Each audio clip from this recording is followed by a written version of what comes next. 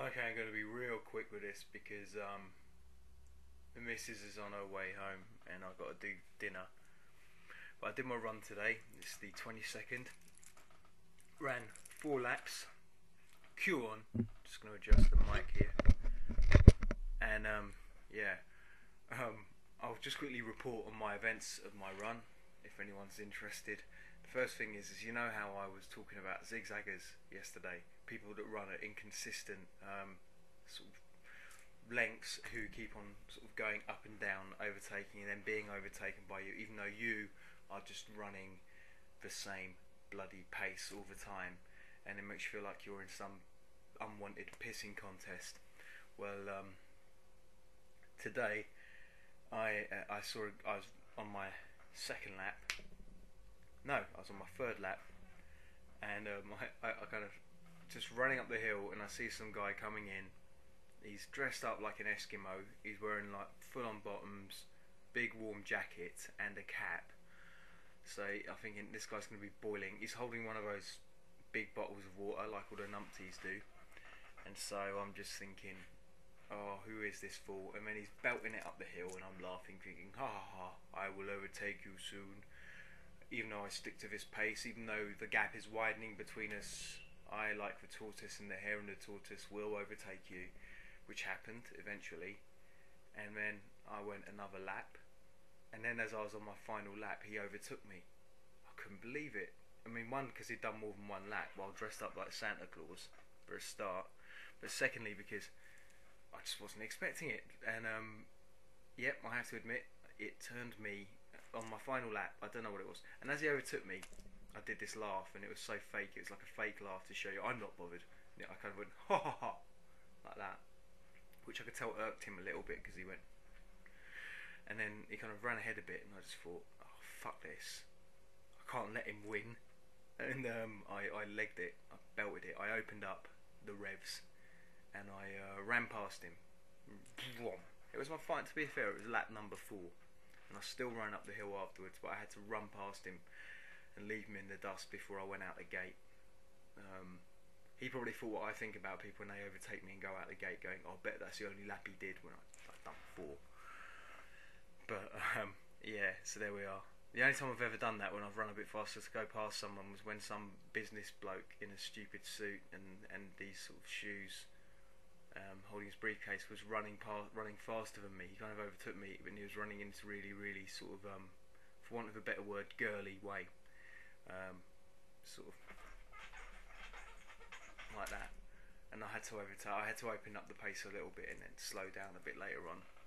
So yeah, I have zigzagged twice, I'm afraid to say. The only other thing that I can report on is that sometime, I think it was during the middle of the third lap, when I was going up the hill, I got shat on by a pigeon while thinking about Charles Bukowski. I was just thinking about how much I love the poet and writer Charles Bukowski. His poetry made me become serious about poetry when I realised how poetry could be and who poetry could be written for. And I've been talking to people on the forum today about Bukowski, and we all sort of agreed that even as great as he is, his work was patchy because everything he wrote got published. I mean, there was a need for an editor and a rubbish bin, basically. But the reason why everything he wrote got published, because he got put on a lifetime deal with Black Sparrow Press, which allowed him to leave the post office, and for a lifetime they agreed to pay him. As long as they could publish anything he wrote, they agreed to pay him a living expense, which included his gambling and alcohol expenses. And they worked it all out and said they'd pay him it for the rest of his life. So they published everything. But then again, lots of people bought his books. You know, lots of people went for it, so why not? And anyway, in a few years' time, he'll, you know, not all those books will be in print forever, and they'll be, you'll get that perfect Bukowski selected works that's just brilliant from start to finish. But while I was thinking this about how much I love Bukowski, but he was a bit patchy, that's when I got shat on by a pigeon. I thought it was rain, and then I noticed it was white on my finger, and no one else was getting rained on, and the rain only lasted about a second. I wondered if there was something karmic, maybe the maybe the pigeon was a reincarnation of Charles Bukowski, or his publisher, maybe. But it was funny because as I reached the end of that lap, I was thinking about something else, and I was thinking about the time that I was in Bath, and I saw a cyclist spit on a pigeon. Like, you just sailed past, and there's a pigeon by the side of the road, just stood there minding his own business, and the cyclist went and spat on his head.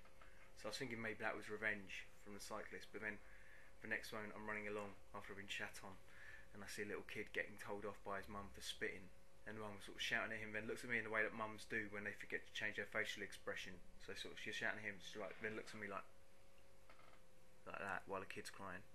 But maybe there's a connection. That's what I'm saying. You know, spitting, shitting, bukowski, zigzagging. Anyway, I ran 4 laps today. That's 7.5 miles plus whatever I did yesterday. I think that was 6.8. Yeah, 6.8. No, 5.8 plus 7.5. I can't even work it out. I'm too knackered and I've got to head out. But that was my run for today.